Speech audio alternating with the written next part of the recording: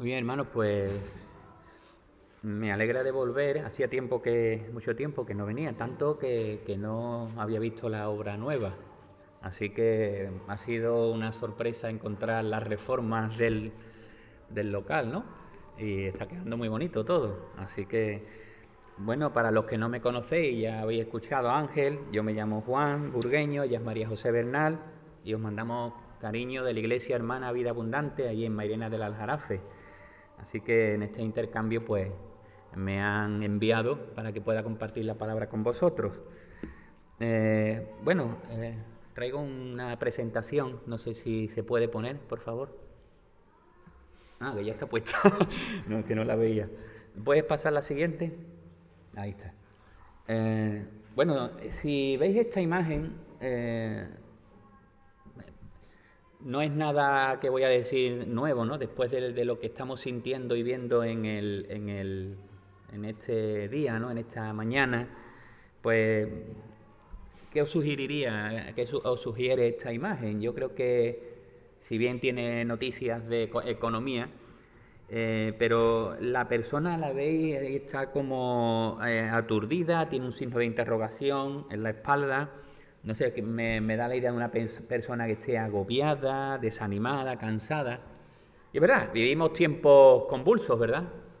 Estas noticias, desgraciadamente, de la guerra de Ucrania, pues han vuelto a las portadas de la prensa y de los noticieros y han sustituido o han quitado de la primera plana a todas las noticias que estábamos teniendo acerca del COVID-19, y estas también habían desplazado asuntos y conflictos bélicos y conflictos económicos y conflictos sociales a nivel social, a nivel familiar. Así que puedes pasar al siguiente. La familia está siendo redefinida, está siendo quebrantada, tenemos terrorismo, tenemos guerra, violencia, enfermedades. Esta es la realidad que vivimos, es la realidad que nos ha tocado vivir en el mundo en el que estamos hoy día. Y no es algo nuevo, ya desde que Adán y Eva se decidieron de rebelarse contra Dios, pues nos ha acompañado el temor, la ansiedad, la preocupación, es lo que estamos viviendo. ¿Me puedes dar otra vez? En esta mañana me gustaría compartir, yo creo que el Señor nos ha dejado en su palabra consuelo y para nosotros es nuestro aliento, como estamos considerando en esta mañana. El Señor nos ha dejado en su palabra la experiencia de un hombre que también tuvo que pasar por los mismos conflictos y externos e internos también. Supo lo que es pasar por situaciones difíciles y supo lo que es sentir miedo. Pero vamos a ver también cómo hizo él para vencer los temores que había en su corazón. Estoy hablando de David, el rey David, y vamos a leer en el Salmo 27 cómo vencer los temores del corazón. Vamos a ver 3 aspectos que ayudaron a David a recorrer el camino del temor a la paz. Y me gustaría que viésemos 3 cosas en este salmo que vamos a leer ahora. Vamos a ver cómo él pudo pasar del temor a la paz y a la confianza, primeramente recordando los hechos de Dios, las verdades de Dios. En segundo lugar, rogando en sus necesidades. Y en tercer lugar, respondiendo en fe. Así que recordando, rogando y respondiendo, vamos a ver ahí ese proceso que tuvo David. Vamos al Salmo 27, a la palabra de Dios. Yo leo ahí en la versión de la Biblia de las Américas. Dice: el Señor es mi luz y mi salvación. ¿A quién temeré? El Señor es la fortaleza de mi vida. ¿De quién tendré temor? Cuando los malhechores vinieron sobre mí para devorar mis carnes, ellos, mis adversarios y mis enemigos, tropezaron y cayeron. Aunque un ejército acampe contra mí, no temerá mi corazón. Aunque en mi contra se levante guerra, a pesar de ello estaré confiado. Una cosa he pedido al Señor y esa buscaré: que habite yo en la casa del Señor todos los días de mi vida, para contemplar la hermosura del Señor y para meditar en su templo. Porque en el día de la angustia me esconderá en su tabernáculo, en lo secreto de su tienda me ocultará, sobre una roca me pondrá en alto. Entonces será levantada mi cabeza sobre mis enemigos, que me cercan. Y en su tienda ofreceré sacrificios con voces de júbilo. Cantaré, sí, cantaré alabanzas al Señor. Escucha, oh Señor, mi voz cuando clamo. Ten piedad de mí y respóndeme. Cuando dijiste, buscad mi rostro, mi corazón te respondió, tu rostro buscaré, Señor. No escondas tu rostro de mí, no rechaces con ira a tu siervo. Tú has sido mi ayuda, no me abandones ni me desampares, oh Dios de mi salvación. Porque aunque mi padre y mi madre me hayan abandonado, el Señor me recogerá. Señor, enséñame tu camino y guíame por sendas llanas por causa de mis enemigos. No me entregues a la voluntad de mis adversarios, porque testigos falsos se han levantado contra mí y los que respiran violencia. Hubiera yo desmayado si no hubiera creído que había de ver la bondad del Señor en la tierra de los vivientes. Espera al Señor, esfuérzate y aliéntese tu corazón. Sí, espera al Señor. Bueno, este salmo se titula simplemente Salmo de David, y como ocurre con muchos de los salmos de David, es imposible afirmar en qué momento, en qué periodo de la historia se escribió este salmo. Habla de problemas, habla de enemigos, de adversarios, de testigos falsos, de hombres violentos. Pero claro, esto fue cierto en muchos periodos de la vida de David. No sabemos si fue antes de ser ungido, cuando Saúl lo perseguía y él tenía que estar huyendo por las cuevas, por los montes, para librar su vida literalmente, o no sabemos si fue después de ser rey, cuando Absalón, su hijo, se rebeló y también tuvo que pasar muchos dolores, muchas dificultades en su vida. Da igual, el caso es que son experiencias que tuvo David a lo largo de su vida y que son experiencias que podemos tener cada uno de nosotros en nuestra vida. Todos, da igual, sin excepción, pasaremos por momentos de tristeza, por momentos de angustia, de dificultad, depresión y presión, no solo depresión, presión que tendremos que abordar, ¿no? Y yo creo que va a ser bueno pensar y ver cómo Dios nos ha dejado este recurso para que en esta mañana podamos tenerlo en mente, no solo para esta mañana, sino a lo largo de nuestra vida. Entonces, el primer punto es recordando las verdades de Dios. En los primeros 6 versículos vemos que David va a hacer un ejercicio para pasar de esa situación de angustia a la paz que tiene que tener su corazón. Y lo primero que hace es que considera la suficiencia de Dios. Él dice, Jehová es mi luz y mi salvación. Declara que Dios es para él luz, salvación, fortaleza. Así que se basa en los atributos de Dios, en las perfecciones de Dios, como base de su confianza y de seguridad. De una manera muy especial, él ha podido experimentar a lo largo de su vida cada uno de estos aspectos. La luz seguramente alumbrando su camino. Recordamos un poquito antes el Salmo 23, cuando pase por valle de sombra de muerte. Allí está la luz del Señor. Posiblemente la salvación en muchos momentos de verdadero peligro, como veremos. Y la fortaleza, pues siendo el refugio seguro donde esconderse. Pero fijaos, para David el Señor, fijaos que dice, Él es mi luz y mi salvación. Él es mi fortaleza. Es importante notar ahí, porque para David el Señor era un amigo, un ayudador muy personal. No era un Dios que está escondido en las nubes, lejano, que no tiene relación con sus hijos, sino que era un compañero y fiel. De esa relación de intimidad que tenía David con el Señor, fluyen unas preguntas lógicas. ¿A quién temeré? ¿De quién tendré temor? ¿Verdad? Él podía experimentar una relación de tanta intimidad y saber que Dios era como era, luz, salvación y fortaleza, de una manera real, no solamente teórica en la cabeza, que él mismo podía entonces sentir la paz y la seguridad de parte de Dios. El apóstol Pablo nos dirá en el Nuevo Testamento, si Dios es por nosotros, ¿quién contra nosotros? ¿Recordáis ese texto en Romanos 8:31? Así que, como primera enseñanza, podemos sacar que conocer en profundidad a Dios y saber lo que nos hace falta, y que saber que lo que nos hace falta solamente lo podemos encontrar en Él, en su presencia y en su comunión, nos ayudará a vencer los temores de nuestro corazón. Segunda cosa, recuerda los triunfos pasados del Señor. No solo para Él es importante saber quién es Dios, sino también saber qué ha hecho Dios. Y no solo saber qué ha hecho Dios, sino saber qué ha hecho Dios en mi vida, en nuestra vida personal.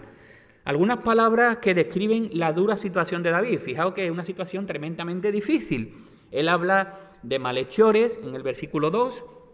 Ahí dice, cuando los malhechores vinieron sobre mí para devorar mis carnes, habla de adversarios, habla de enemigos un poco más adelante, habla de un ejército, habla de guerra. No debió ser fácil para él incluso cuando vinieron a devorar mis carnes. El versículo 2 dice cuando vinieron, es decir, no estamos hablando de una posibilidad, está hablando de una realidad. No está hablando de, puede ser que vengan a buscarme mis enemigos. No, dice cuando vinieron. O sea, lo que está contando es algo que ha tenido que experimentar en su propia carne. Pero la mano del Señor se manifestó.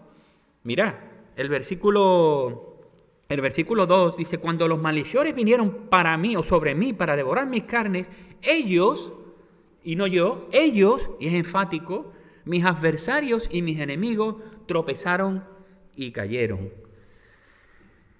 Dios estaba actuando en defensa de David, guardando literalmente su vida. La experiencia en la vida con Dios de intimidad, al igual que conocer sus atributos, esa era la base de confianza y seguridad. Y lo expresaba así, no temerá mi corazón. A pesar de ello, dice el versículo 3, estaré confiado. ¿Puedes pasar a la siguiente? Habéis oído hablar de Hudson Taylor, ¿verdad? Sí, él dedicó toda su vida valiente para predicar el Evangelio en China. Él cuando estaba pasando por situaciones difíciles, de dificultades, de presión en su vida, escribió algo así. Todos tendremos pruebas. Sí o sí, todos tendremos pruebas. La pregunta no es cuándo llegará la presión, sino dónde dejaremos que se instale. ¿Se interpondrá entre nosotros y el Señor o nos apretará aún más contra el pecho de Cristo? Desgraciadamente, lamentablemente, muchos ceden ante la presión. Quizás porque no están conociendo a Dios en la intimidad. Se tiene conocimiento acerca de Dios, se saben muchas cosas de Dios, pero si la teología no transforma nuestro corazón, no nos transforma, no está siendo aplicada a nuestra vida, pues no tiene mucho sentido, ¿verdad? Y eso es lo que buscaba David. Mirad el siguiente versículo, los siguientes versículos del 4 al 6, el tercer punto. No solo quería conocer o recordaba quién era Dios, o la suficiencia de quién era Dios, no solo recuerda también las cosas que ha hecho el Señor, sino que además también busca la comunión con Dios. Mira ahí, una cosa, cuando nos encontramos en una situación difícil, hacemos normalmente todo lo que está en nuestra mano para salir de ella. Somos así, somos bastante activos, ¿no? Sin embargo, en estos versículos parece que David está dando prioridad a los asuntos eternos. Una cosa, lo realmente importante para él, lo que destaca sobre todas las demás, él está diciendo que quería mantenerse en una comunión con Dios íntima y constante. Una cosa he pedido al Señor y esa buscaré, que habite yo en la casa del Señor todos los días de mi vida para contemplar la hermosura del Señor y para meditar en su templo. Casi todos los verbos, si observáis, están en primera persona singular. Yo he pedido que yo habite, que todos los días de mi vida, que yo pueda contemplar, que pueda meditar. David está hablando de su vida personal y su deseo delante del Señor. Con todo, la seguridad de los buenos creyentes, decía Matthew Henry, no está en el templo del Señor, sino en el Señor del templo. Y en una constante comunión con Él, contemplando su hermosura. Interesante saber, ¿le puedes dar? Interesante notar también, ¿ya? ¿Le puedes dar la siguiente? Ahí. Interesante también notar que esa comunión íntima con el Señor le lleva, no, a la anterior. Bueno, le lleva a la adoración. Dice, y en tu casa o en tu tienda ofreceré sacrificio con voces de júbilo. Cantaré, sí, cantaré al Señor alabanza. ¿Veis? Eso es lo que produce estar en comunión con el Señor. La alabanza no es superficial, no es cantar solamente por cantar. La alabanza es una expresión de adoración a Dios, porque sentimos, porque sabemos quién es Él, porque recordamos cómo Él ha actuado en nuestra vida, porque tenemos una comunión íntima y profunda con el Señor. Y eso se demuestra también en la misma alabanza. Él tenía esa prioridad. Hermano, estamos buscando como prioridad los intereses de Dios aún en medio de las pruebas, o solo nos centramos en pedirle soluciones a nuestros problemas. David lo primero que hace es esto, pues reconocer, tener conciencia de quién es Dios. Ahora, hace otra cosa más. No solo, puedes pasar al segundo, no solo recuerda las verdades de Dios, sino que también ruega en sus necesidades. A pesar de tener una comunión íntima con el Señor y experiencias de vida que le estaban dando confianza y seguridad, sabe que no se va a levantar de sus rodillas y sus enemigos van a desaparecer. Él sabe que los enemigos siguen presentes y que debe seguir buscando fuerzas en el Señor. Y por eso ahora en estos versículos hay una oración de David. Los versículos 7 al 13, no podemos pararnos en todas las peticiones, pero vemos ahí que hay, por ejemplo, humildad, reconociendo yo veo ahí humildad, ¿no? Reconociendo su debilidad. Escucha, oh Señor, mi voz cuando a ti clamo, ten piedad de mí y respóndeme. Dice ahí, el versículo 9, no escondas tu rostro de mí, no rechaces con ira a tu siervo, tú has sido mi ayuda, no me abandones ni me desampares, oh Dios de mi salvación. Hay también una actitud de obediencia ante la invitación del Señor en el versículo 8. Cuando dijiste, buscad mi rostro, dice mi corazón, respondió, tu rostro, Señor, buscaré. Dios está dispuesto, Dios está abriendo su puerta, Dios está abriendo su corazón. Quiere que vayamos y tengamos una relación personal con Él. David responde afirmativamente. David quería estar en la casa del Señor por todos los días. Veo también que hay confianza en el amor de Dios. Mira el versículo 10, dice, porque aunque mi padre y mi madre me hayan abandonado, el Señor me recogerá.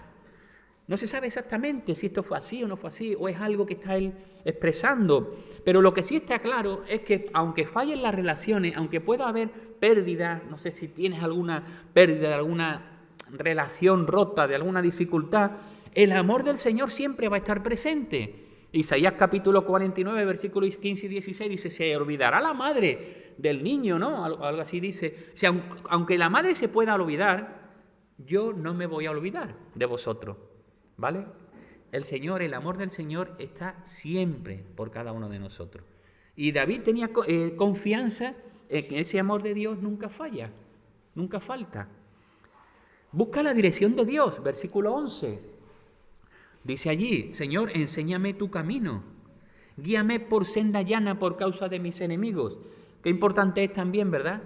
Cuando estamos pasando por momentos de dificultad, tener claridad de cuál es la voluntad del Señor. Y nosotros necesitamos realmente que el Señor nos indique, que nos diga cuál es el camino correcto, cuál es la senda por la que nosotros debemos de andar. A la misma vez pide protección de Dios, versículo 12. No me entregues a la voluntad de mis adversarios, porque testigos falsos se han levantado contra mí y los que respiran violencia. Bueno, esto está a la orden del día. ¿Quién no tiene situaciones de enemistad, ¿no? con gente, calumnias? Bueno, nos puede pasar. Y él pide también que el Señor sea su protector. Y también veo fe y confianza en el Señor.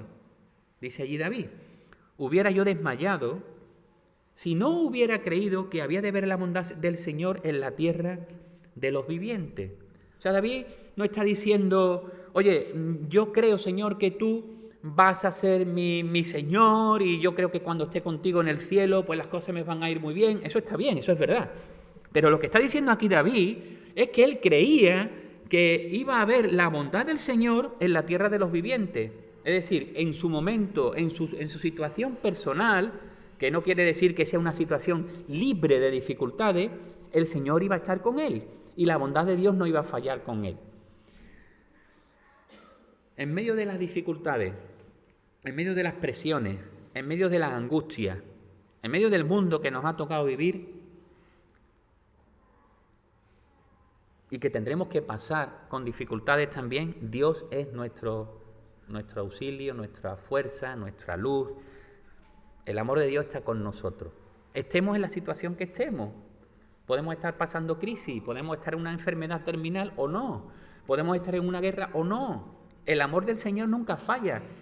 El amor del Señor no va, o mi amor por el Señor no debe estar condicionado a las circunstancias por las que pase, porque el amor del Señor siempre está, aunque esté permitiendo cosas en nuestras vidas. En realidad no estaba pidiendo a Dios nada que Él no le hubiese ya prometido. Después de todo, el Señor quiere concedernos esas peticiones. Dice Filipenses 4:6, sean conocidas vuestras peticiones con acciones de gracia. Lo dice allí el apóstol Pablo, ¿no? En este caso, todos los verbos que aparecen están en modo imperativo. No dan la idea de una oración de David monótona o un rezo así mecánico, sino que parece que está abriendo su corazón a Dios con toda su confianza. ¿Qué podemos aprender de esta manera de orar a Dios? Quizás sería bueno, no sé, es una sugerencia, buscar un par de veces en la semana y alejarnos un poquito de la situación que vivimos, alejarnos un poquito del estrés, de nuestro entorno, de las actividades normales y dedicar un tiempo de calidad con el Señor. No tiene que ser un tiempo largo, no te tienes que ir al extranjero, no, tranquilo, en cualquier lugar, espera, pero apartarte y poder dedicar tiempo para hablarle al Señor con tranquilidad. Así que David, vemos que para vencer su situación de dificultad, lo primero que hace es recordar quién es Dios, qué ha hecho Dios, y también en medio de esas pruebas rogar por sus peticiones. La tercera cosa que hace David es responder en fe, respondiendo en fe. El versículo 14, ahí lo tenemos, espera en el Señor y aliéntese tu corazón. Sí, espera al Señor. David hace algo que no es común para las personas que están con temor. ¿Sabéis cuál es? Quedarse tranquilo. Él elige esperar en el Señor. Es una espera activa. No es una espera de decir, bueno, el Señor va a hacer bien, pero estar en una actitud de saber, de estar viendo qué es lo que Dios quiere de mí, qué es lo que Dios está haciendo, qué es lo que Dios está buscando, cómo tengo yo que actuar, ¿no? Todos los verbos, sabía que la presión no iba a cesar de manera inmediata después de orar. Él lo sabía, lo tenía claro.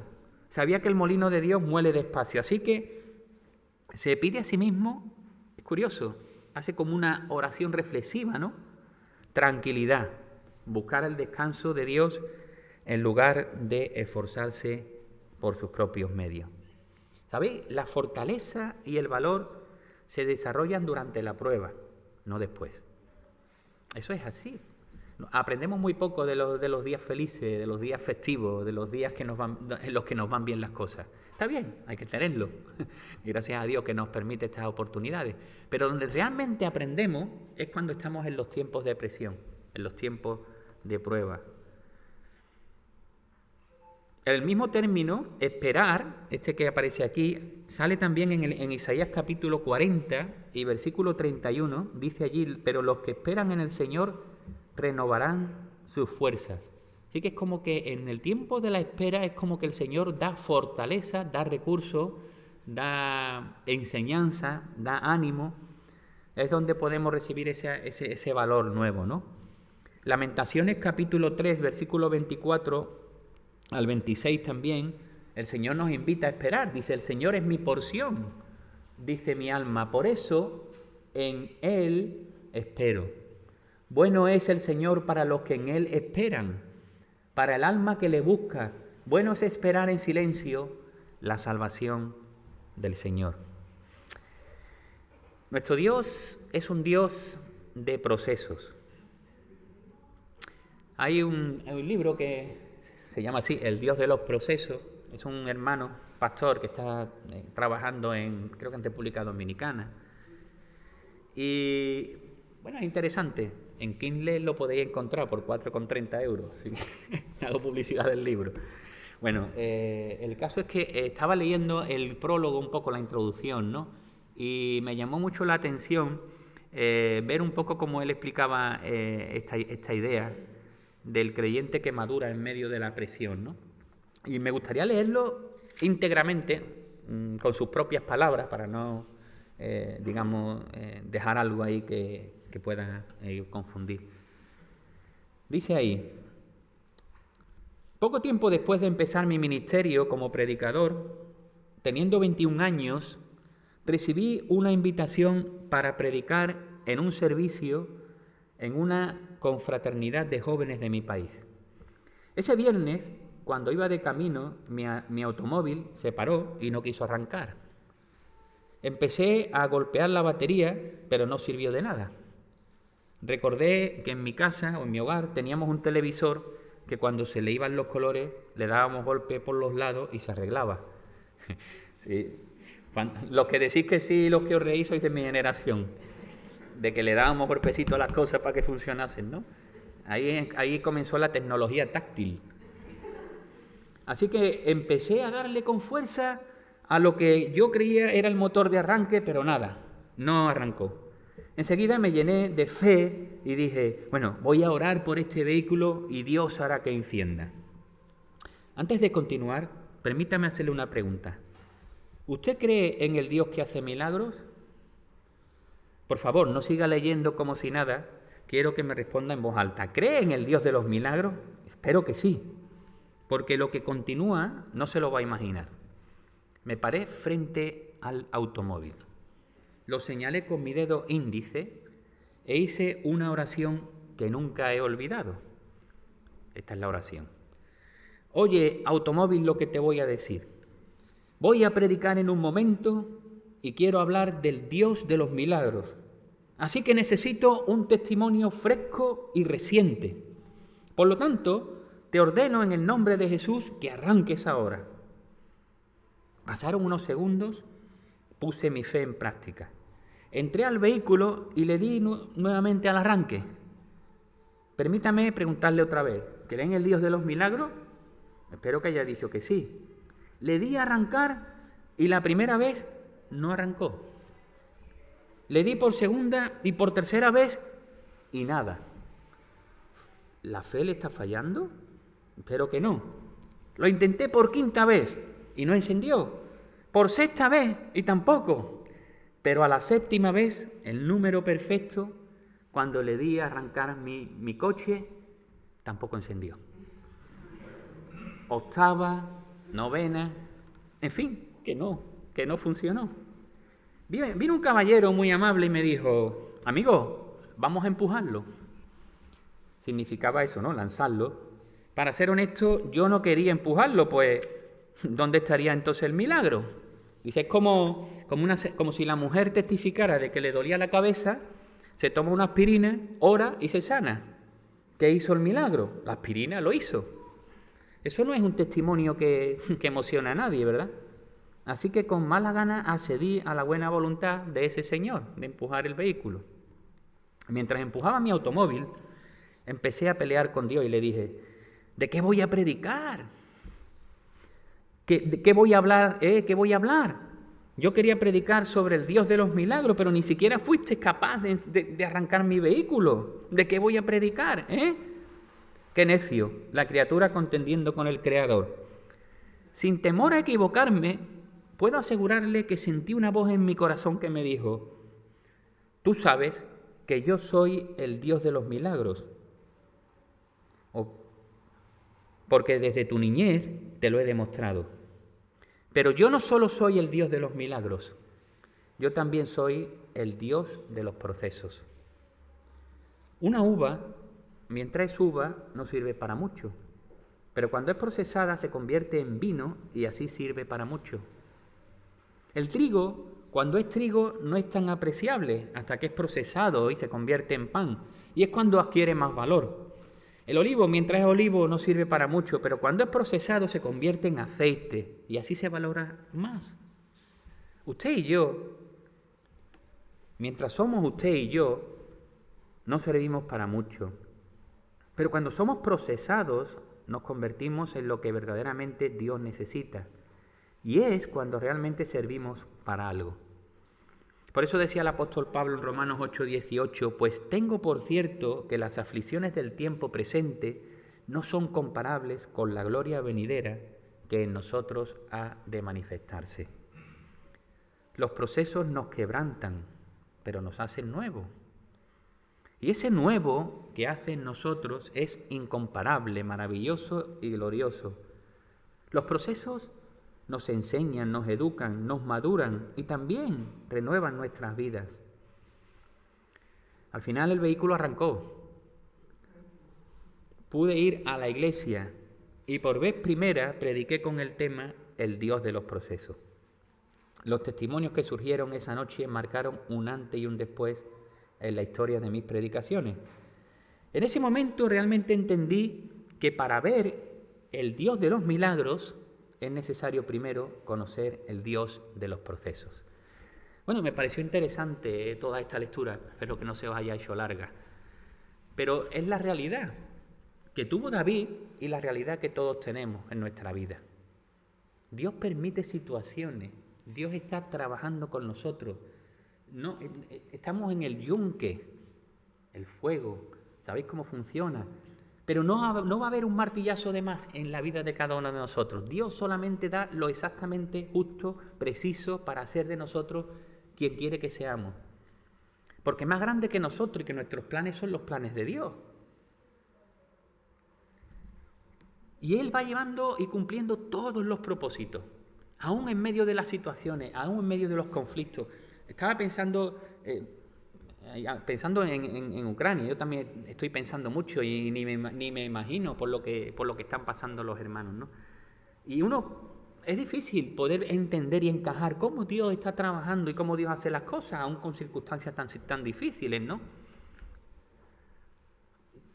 Quizás algún día nos lo explique o no, pero Dios trabaja así.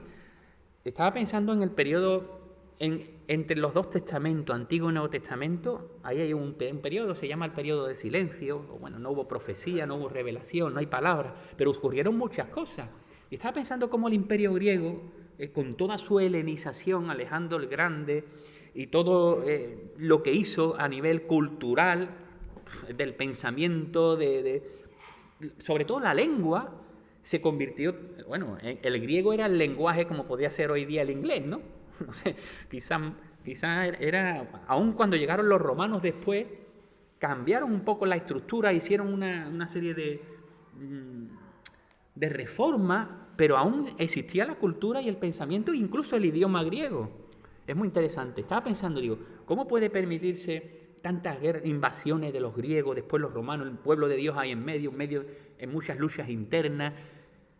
Y te das cuenta que cuando llega Jesucristo, el imperio está como muy globalizado, con un habla común, que es el griego, y con un montón de infraestructuras de vías y carreteras que habían hecho los romanos. Y el apóstol Pablo podría predicar del Evangelio mucho más fácil que hoy día nosotros con tantas fronteras. Bueno, mirando un poco atrás, cómo Dios está haciendo todas las cosas, permitiendo que sucedan muchos acontecimientos que parece que se escapan de sus manos para hacer que su reino se extienda, para hacer que sus planes se vayan cumpliendo. Ese es Dios. No está limitado a nosotros ni a nuestros pensamientos. Pero nosotros formamos parte de su pueblo. Nosotros formamos parte de su plan. Nosotros tenemos garantizado que vamos a ir al cielo por la sangre de Cristo. Pero hace falta que se cumplan otros planes y otros propósitos. Y nosotros también podemos formar parte. Así que cuando nos sintamos confundidos, desorientados, con temor, podemos mirar cada circunstancia amenazadora como una oportunidad para desarrollar nuestra fe y seguir los pasos que nos deja David en este poema, en esta canción, ¿no? Recordando las verdades de Dios. ¿Quién es Dios? Para eso hay que estudiar la Biblia, Hay que leerla y hay que estudiarla con profundidad. Recordar quién es Dios, qué ha hecho por nosotros, buscar comunión estando con Él. Cuando estemos también en medio de esas situaciones, rogar abiertamente por nuestras necesidades y responder con fe, esperando al Señor. Pues que Él nos bendiga a todos, ¿verdad? Que estas cosas se queden en nuestra mente, en nuestro corazón y nos puedan ayudar para en ese camino podamos vivir en una paz interior, ¿no? En una paz que el Señor nos da aún, que supera todo entendimiento, que está por encima y que aún en medio de situaciones difíciles pues podemos expresar. Pues que Dios nos bendiga. ¿Oramos?